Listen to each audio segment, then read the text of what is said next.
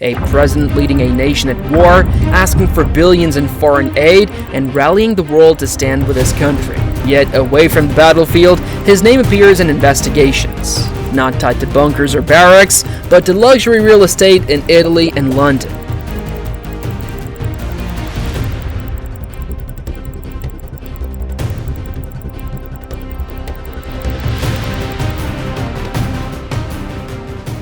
This is the story of Volodymyr Zelenskyy's hidden properties abroad and how offshore networks and foreign villas raise questions about leaders and their wealth.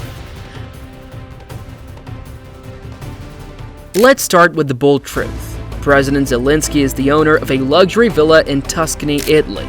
Not through some distant relative, not through a mysterious trust fund, but through a company directly linked to him and his wife.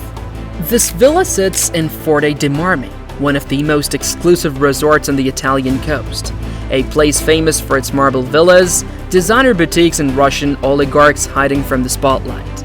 This isn't some modest holiday home. It's a region where Roman emperors once quarried marble, where Versace and Armani families built their summer mansions, and where the ultra-rich park their yachts just offshore. To have a house here is to be part of a world of serious money. The story first came to light in 2019 when Italian outlet Il Tirreno and Ukrainian investigative platform Slitstvo.info revealed documents connecting Zelenskyy to a company called Santa Moscow SRL, which purchased the villa back in 2017. Later, groups like the OCCRP, the Organized Crime and Corruption Reporting Project, confirmed the same link. At first, the property didn't even show up in his official asset declarations as president, which fueled accusations that he was hiding wealth abroad while campaigning as an anti-corruption outsider. Under pressure, he later added the villa to his declaration, but by then, the controversy was already alive. The image of a reformer president with an undeclared Italian mansion had already burned its way into the headlines. And here's the kicker.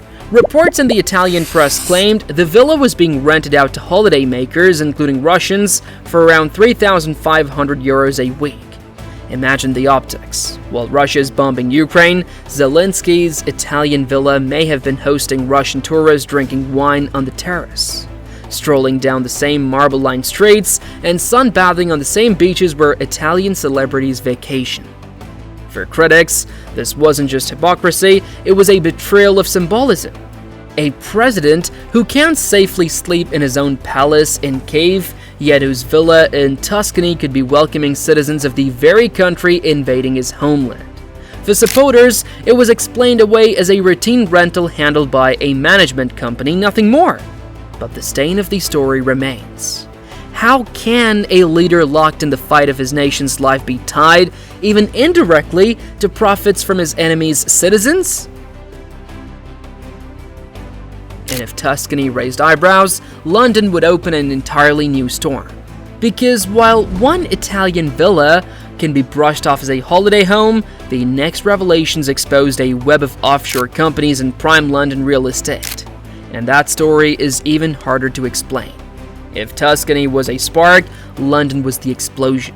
Because what surfaced in the Pandora Papers didn't just point to one villa, it revealed a network of offshore companies tied to Zelenskyy and his closest allies, and behind those companies sat prime London real estate worth millions. Here is the backdrop. Before politics, Zelenskyy was a comedian, an actor, and the co-founder of a hugely successful TV production company called Kvartal 95.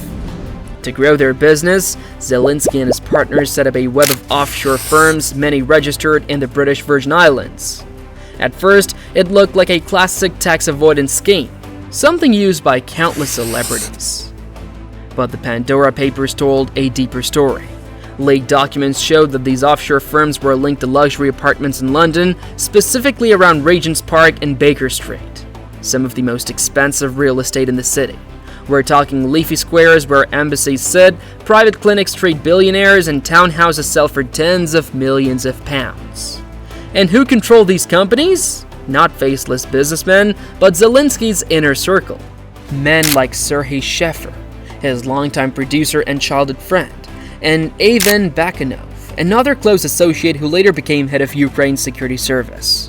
Here's where the controversy deepens. Just before the 2019 election, Zelenskyy transferred his own shares in one of these offshore companies to Sheffer, and officially, he distanced himself from the network, but in practice, the apartments and the money trail stayed right there, inside his tight-knit circle. For critics, it looked like a shell game.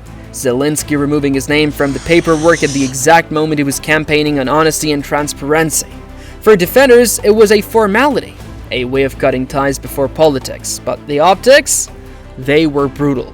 A man pitching himself as the servant of the people, standing up to oligarchs, linked through his own allies to London apartments bought through offshore havens.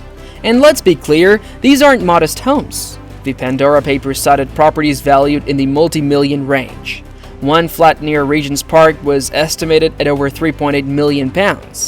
Another connected to the network in the Baker Street area was priced above £2 million. In total, the portfolio connected to his partners was well worth over £7 million, enough to buy entire streets of houses back in Kyiv. And these weren't just numbers speaking on paper, we're talking high-ceiling Georgian apartments, some overlooking the park itself, with polished oak floors, chandeliers, marble bathrooms, and gated courtyards. Homes designed not just for comfort, but for status. The kind of property where the neighbors are diplomats, CEOs, and royalty. Except in this case, the owners weren't Londoners, they were offshore companies tied back to Zelenskyy's closest circle.